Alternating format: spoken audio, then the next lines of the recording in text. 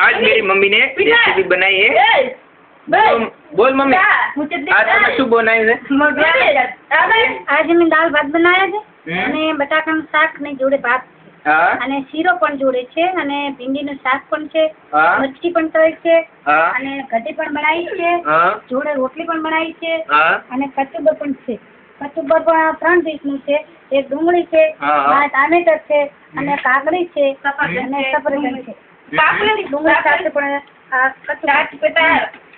આજે અમારે સાહેબો આવેલા છે, એમના માટે જમવાનું છે. જમવાનું છે, બહારના સાહેબો આવેલા છે, એમના માટે જમવા રાખી છે, એટલે અમે આ જમવાનું બનાવ્યું છે અને સાથે પણ દેશી બાજરીના છે અને જોડે રોટલી પણ બનાવેલી છે અને છાશ પણ છે. આટલું અમારી વાનગી છે. દેશી ભાણું કહેવાય છે. અમે સાહેબને અર્પણ કરીએ છીએ અને કહીએ છીએ કે દેશી ભાણું સાહેબ મહેરબાન સાહેબ અને તમે સંતોષ કરીને. આટલું સ્વાદિષ્ટ ભોજન તમને કેવી રીતે બનાવતા આવડે છે? અમે નાના હતા ત્યારે તો કઈ આવડતું નતું ને તે પછી આ નોકરી પર આવ્યા પછી શીખ્યા. એ તમે ધીરે ધીરે આ બધું શીખી ગયા? હા, પછી અમે નોકરી આવ્યા પછી અમે નોકરી આવ્યા પછી કોઈ સાહેબો આવે, કોઈ બીજા લોકો આવે. ઘરે તો સાદું ભોજન જમી લેતા હતા, પછી કે આ જેથી સાહેબો આવે તો આવું ભોજન બનાવવું પડે એમ. આ જોડે આ સો મમ્મી. તમે કેટલું ભણેલા છો? અમે 5 ભણેલા હતા પણ હાલ કશું આવડતું નથી. કશું જ આવડતું નથી એમ ને? નથી આવડતું. આ જોડે પાપડ પણ શીખ્યા છે, ટેસ્ટી પાપડ પણ.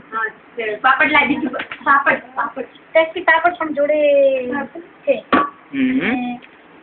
આપણા ભોજન પાપડ નું શીખીને યાર કોમ્પ્યુટરમાં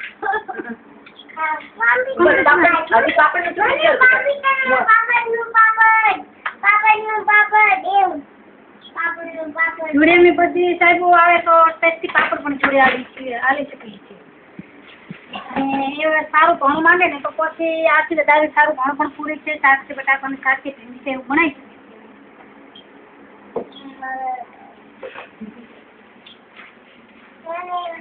આખું શૂટિંગ ઉતાર દે ને આટલામાં ફેરવ ને તો બધું ભાત પર ટોપલે દાળ મીઠી દાળ પર ટોપલે.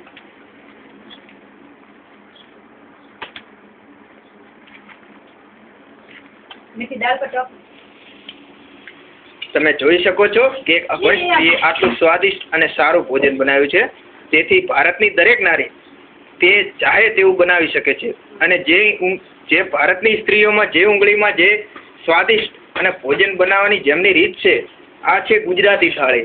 આ જે ભોજન બનાવ્યું છે તેમનું નામ જમનાબેન છે અને તેઓ ખૂબ જ સારી રીતે પોતે પણ સજાવ્યું છે.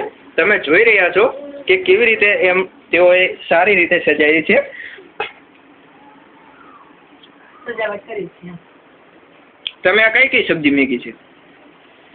અમે આ ભાણાની અંદર એક સબ્જી મૂકી છે, સૂકી સબ્જી છે, બટાકા, પછી લીલી ભીંડી છે, પછી લીલી મિરચી છે અને દેશી પણ કહેવાય છે કે ગઢી અને દાળ ભાત જોડે ગળી દાળ છે.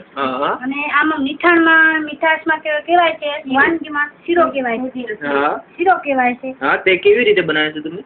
શીરો અમે પેલા તો ઘી લઈએ અને પછી એને પાવડર શેકી નાખીએ અને ગરમ પાણી નાખીએ અંદર. પછી ગરમ પાણી લઈ લેવાય, કોરા થઈ જાય એટલે ઉપર ચીની નાખીએ.